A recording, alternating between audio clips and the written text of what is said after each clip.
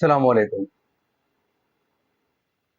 عزیز ناظرین، پیارے دوستوں، بہنوں، بھائیوں اور بزرگوں، میں حافظ صفد نواز ایڈوکیٹ آپ کو اپنے اسلامی چینل کے اندر خوش آمدید کہتا ہوں، اور ہر روز کی طرح آج بھی ہم انشاءاللہ پارہ نمبر 30 سورۃ الزلزال کی آیات نمبر 1 تا 8 تک کی تلاوت، ترجمہ، تفسیر اور شان نزول پڑھنے کا شرف حاصل کریں گے۔ تلاوت شروع کرنے سے پہلے ہم درود شریف پڑھتے ہیں، آپ بھی میرے ساتھ پڑھیں۔ اللهم صل على محمد وعلى آل محمد كما صليت على إبراهيم وعلى آل إبراهيم إنك حميد مجيد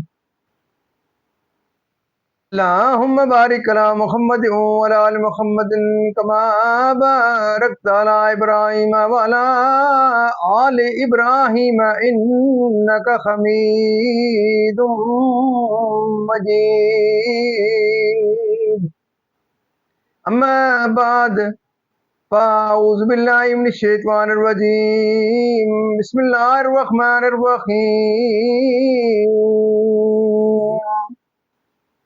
إذا زلزلت الأرض زلزالها وأخرجت الأرض أثقالها وقال الإنسان ما لها يومئذ تحدث أخبارها بأن ربك أوحى لها يومئذ يصدر الناس أشتاتا ليروا أعمالهم فمن يعمل مثقال ذرة خيرا يره من يعمل مثقال ذرة شرا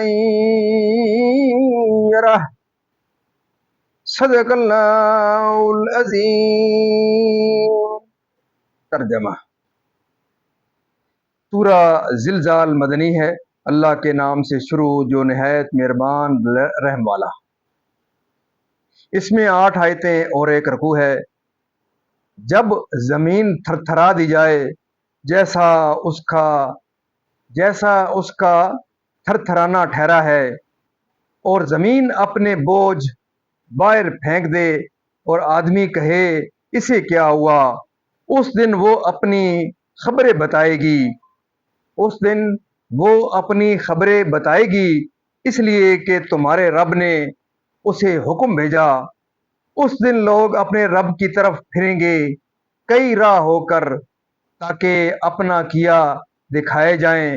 تو جو ایک ذرہ بھر بھلائی کرے اسے دیکھے گا، اور جو ایک ذرہ بھر برائی کرے اسے دیکھے گا۔ معزز ناظرین، یہاں تک اس کا ترجمہ اختتام پذیر ہوا۔ اب اس کی تفسیر اور شان نزول۔ سورہ اذا زلزلت، جس کو سورہ زلزلہ بھی کہتے ہیں، مکیہ و بقول مدنیہ ہے۔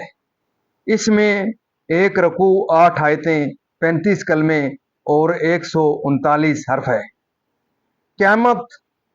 قیامت قائم ہونے کے نزدیک یا روز قیامت اور زمین پر کوئی درخت، عمارت، کوئی پہاڑ باقی نہ رہے، ہر چیز ٹوٹ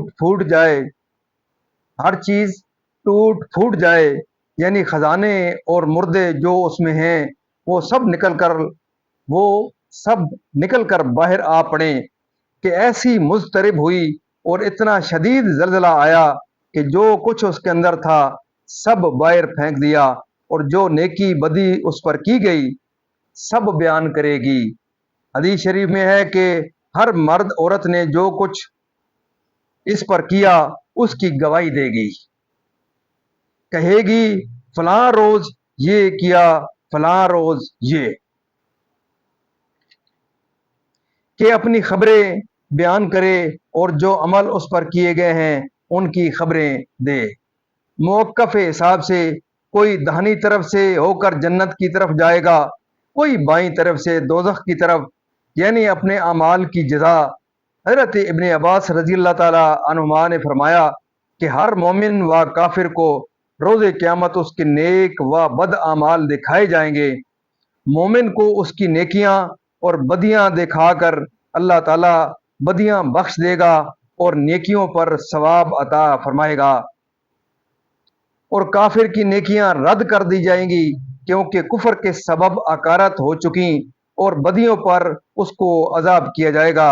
محمد بن کعب قرظی محمد بن کعب قرظی نے فرمایا کہ کافر نے ذرا بھر نیکی کی ہوگی تو وہ اس کی جزا دنیا ہی میں دیکھ لے گا، یہاں تک کہ جب دنیا سے نکلے گا تو اس کے پاس کوئی نیکی نہ ہوگی، اور مومن اپنی بدیوں کی سزا دنیا میں پائے گا تو آخرت میں اس کے ساتھ کوئی بدی نہ ہوگی۔ اس آیت میں ترغیب ہے کہ نیکی تھوڑی سی بھی کارآمد ہے، اور ترہیب ہے کہ گناہ چھوٹا سا بھی وبال ہے۔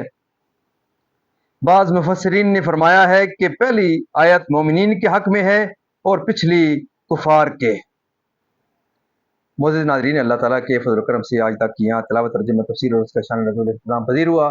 ہم اللہ تعالیٰ کے دربار کے اندر اس کلام مقدس کے صدقے حضور پاک صلی اللہ علیہ وسلم کی ذات و برکات کے صدقے دعا کرتے ہیں کہ اللہ تعالیٰ ہمیں قرآن پاک پڑھنے، قرآن پاک کو سمجھ کر اس کے احکامات کے مطابق حضور پاک صلی اللہ علیہ وسلم کی پاک سنت کے مطابق اور صحابہ کرام کے نقش قدم کے اوپر اللہ تعالیٰ ہمیں چلنے کی توفیق عطا فرمائے۔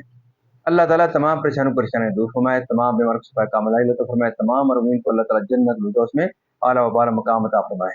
آپ تمام معزز ناظرین سے یہ سزا رہتی ہے کہ آپ ضرور اس پروگرام کو صدقہ جاریہ سمجھتے ہوئے آپ خود بھی اس کو دیکھیں اور صدقہ جاریہ سمجھتے ہوئے اس کو آگے لائک شیئر کریں، سبسکرائب کریں یوٹیوب کے چینل کو، تاکہ زیادہ سے زیادہ دوستوں بہنوں بھائیوں تک یہ پروگرام پہنچ سکے، کیونکہ یہ ایک بہت بڑا صدقہ جاریہ ہے۔ اللہ تعالیٰ آپ کی زندگیوں میں خیر و برکت عطا فرمائے، اور میں دعا کرتا ہوں کہ اللہ تعالیٰ تمام پریشانیاں دور فرمائے، تمام بیمار کو شفا کاملہ عطا فرمائے، تمام مرحومین کو اللہ تعالیٰ جنت الفردوس میں اعلیٰ و بالا مقام عطا فرمائے۔ اور آپ تمام معزز ناظرین سے یہ سزا رہتی ہے کہ ذرا آپ ضرور اس پروگرام کے صدقے میں دعا کرتا ہوں کہ اللہ تعالیٰ کے دربار کے اندر کہ مجھے اور آپ کو اللہ تعالیٰ دن قیامت حضور پاک صلی اللہ علیہ وسلم کی اللہ تعالیٰ کے دربار کے اندر شفاعت نصیب فرمائے۔ آمین ثم آمین۔